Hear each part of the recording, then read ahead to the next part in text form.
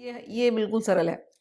जपो जल्प शिल्पम सकलमपि मुद्रा विरचना गति प्रादक्षिण्य क्रमणमशनाद्याहुति विधिः प्रणाम संवेशः सुखमखिलम् आत्मार्पण दृशा सपर्यापर्याय तव भवतु यन्मे विलसितम्। कहते हैं हे माँ, कोई भक्त ऐसे कहे, अभी इतना सब कुछ हमने पढ़ा 26वें श्लोक तक, तो जगह जगह पे माँ के अलग अलग भावों को प्रकट किया जा रहा है। कहीं तो वो शिव के साथ खेल रही हैं, कहीं हम लोग ये ब्रह्मा विष्णु रुद्र इनके प्रलय के संहार की बातें सुन रहे हैं, कहीं हम यंत्रों की बातें सुन रहे हैं, कम अलग अलग बातें सुन रहे हैं। तो कई बार ऐसे भक्तों को लगेगा हमें तो कुछ समझ में नहीं आ रहा और हमें तो कुछ आता भी नहीं है, तो क्या हम पर माँ की कृपा नहीं होगी? हमको तो ये सब पढ़ना भी नहीं आएगा, तो क्या हम पर माँ की कृपा नहीं होगी? कोई सरल तरीका है क्या? क्या किया जाए? तो शंकराचार्य जैसे इस श्लोक में सबके मन के डाउट को दूर कर देते हैं और माँ से अब वो प्रार्थना कर रहे हैं उन लोगों के लिए जिनको कुछ भी नहीं आता, जो बिल्कुल न ध्यान जानते हैं, न मुद्रा जानते हैं, न क्रिया जानते हैं, न श्रीयंत्र जानते हैं, न माँ के अलग अलग फॉर्म को जानते हैं, न माँ के कुछ भी नहीं जानते। ब्रह्मा विष्णु रुद्र महेश इनके क्या फंक्शंस है, कुछ नहीं इनको पता। प्रलय क्या होता है, संहार क्या होता है, मनवंतर क्या होता है, मनु क्या होता है, कुछ नहीं पता है हमको। जिनको ऐसा लगता है कि ऐसी बातें भी लग रहा है ना कि क्या बात कर रहे हैं लोग, निरर्थक, अर्थ वाली बातें भी निरर्थक लग रही हैं, तो उनकी क्या दशा होगी? उनको क्या करना चाहिए? उनको ये प्रार्थना करनी चाहिए। शंकराचार्य कहते हैं हे मां, जपो जल्पः शिल्पम सकलमपि मुद्रा विरचना, कि हे मां मैं बहुत जल्प प्रजल्प करता हूं। मतलब बातें हमेशा अर्थ वाली करनी चाहिए। अर्थ की बातें एक ही होती है, भगवान की बातें। हम भगवान की बातें छोड़कर दिन रात निरर्थक बातें करते हैं, निरर्थक।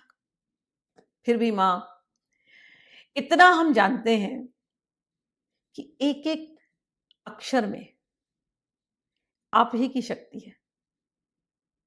तो उस न्याय से कि एक एक अक्षर में आपकी शक्ति है, तो एक एक शब्द में भी आपकी शक्ति है, एक एक शब्द में आपकी शक्ति है, तो एक एक वाक्य में भी आपकी शक्ति है। इन्हीं वाक्यों से तो बातें बनती हैं। तो भले ये बातें निरर्थक हों, लेकिन चूंकि इनमें आप ही की शक्ति है, तो हो सकता है मैं बहुत जल्प, मैं बहुत बकवास कर रहा हूं, हम बहुत कुछ ऐसे ही बोल रहे हैं निरर्थक निरर्थक बातें, लेकिन हे मां, क्योंकि एक एक अक्षर में आपकी शक्ति है, ये हमारी निरर्थक की जो बातें हैं, हे मां, ये भी हमारा जप बन जाए। हम इसको आपको समर्पित करते हैं। हम चाहे अर्थ वाली बात करें, चाहे निरर्थक बातें करें, चाहे ज्ञान वाली बात करें, चाहे अज्ञान वाली बात करें, हे मां, अपनी सारी बातें यही हम आपको समर्पित करते हैं। यही हमारा जप है, ये हमारा जल्प ही हमारा जप है। और हे मां, हमने देखा है कि बहुत सारे संत लोग अलग अलग मुद्राएं करते हैं। आपकी श्री विद्या में अलग अलग मुद्राएं होती हैं। हमें तो ये मुद्रा भी नहीं आती, कोई उंगली ऐसे कर रहा है, कोई उंगली वैसे कर रहा है, कोई ये कर रहा है, कोई वो कर रहा है, पता नहीं क्या क्या कर रहा है। 9 मुद्रा कोई बोलता है, फिर कोई आह्वान की मुद्रा बोलता है, कोई बैठाने की मुद्रा बोलता है। 50 तो आपकी मुद्राएं हैं, हमें तो नहीं आती कोई मुद्रा करने। लेकिन हे मां, हमें एक चीज आता है, हमें एक ही मुद्रा पता है, हमें ये मुद्रा पता है बस। हम ऐसे 10 उंगली को जोड़ करके आपके चरणों में रख सकते हैं बस, और हमें कोई और मुद्रा नहीं आती। और एक मुद्रा आती माँ, हम बस ऐसा भावना कर सकते हैं आप हमारी माँ हो और आपके गले लग सकते हैं।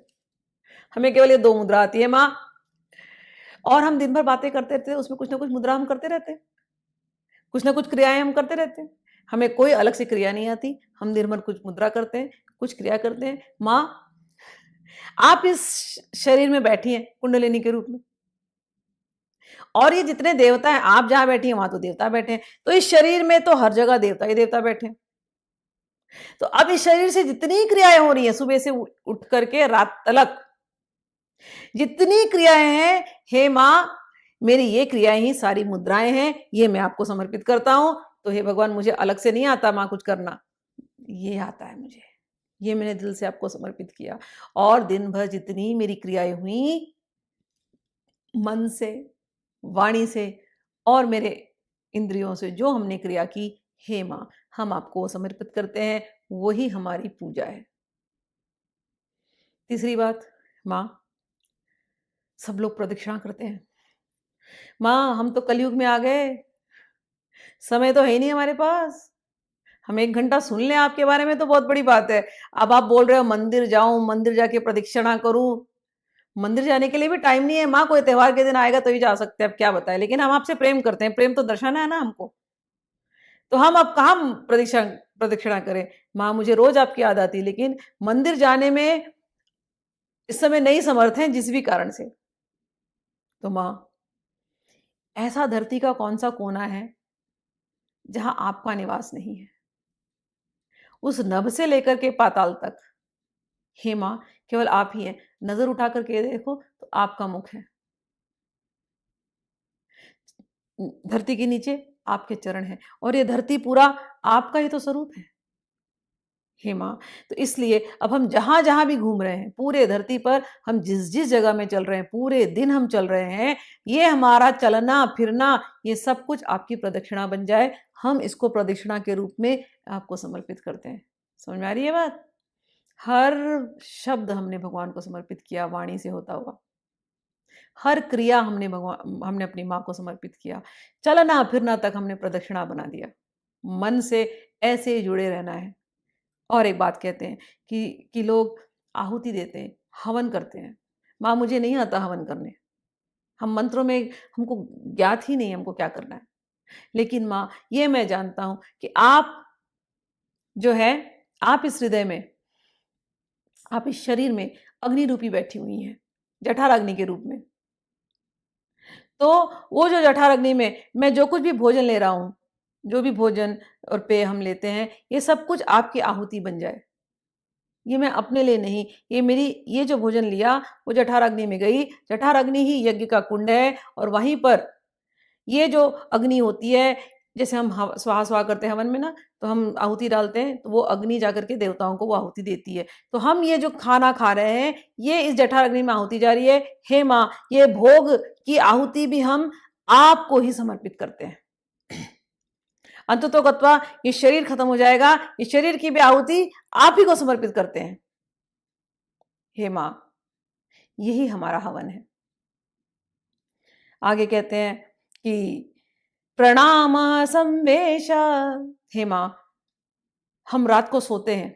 दिन भर तो हम आपको नमस्कार नहीं कर पाते, हम आपको दंडवत नहीं कर पाते, लेकिन रात को आप ही की कृपा है कि हम सोते हैं। तो जब हम सोते हैं तो सोना ही हमारा समझ लेना दंडवत है। हर रात हम सोते हैं, तो रात को जितनी देर हम सो रहे हैं माँ, ये मेरा सोना ही दंडवत है आपके चरणों में। देखिए कितनी शुद्ध भाव है कि सोते समय भी सोने के पहले माँ को याद किया और कहा, माँ अब हम सो रहे हैं ना, अब ये दंडवत है। अब सुबह उठेंगे ना, फिर उठते ही क्रियाओं में लगेंगे। माँ, वो भी आपकी पूजा है, वो भी आपकी मुद्रा है। हम सुबह उठते ही बातें करना शुरू करेंगे, वो भी आपकी ही पूजा है, वो भी आपका जप है। कितना सुंदर भावना है। हम कुछ खाएंगे पिएंगे, माँ वो आपका हवन है। कितनी सुंदर भावना है। आगे कहते हैं, माँ, जो सुख आपने दिया है मुझे, सुखम अखिलम आत्मार्पण दृशा। हे माँ, जो कुछ भी मेरे जीवन में आपने सुख दिया है, हर जगह तो सुख ही सुख है आपकी वजह से। ये सुख हम आपको अर्पित करते हैं। और क्या दें माँ, समझ में नहीं आ रहा। अपनी आत्मा हम आपको अर्पित करते हैं। आपने सब कुछ दिया है, हम अपनी आत्मा आपको दे देते हैं। यही मेरी पूजा है। अपने आप को, सर्वस्व को मैं मन से, वाणी से, क्रिया से, आत्मा से हम अपने आप को आपके चरणों में समर्पित करते हैं। यही हमारी पूजा है। हमें और कुछ नहीं आता। कितनी सुंदर बात, कितनी सुंदर बात। वाह वाह वाह। चलिए।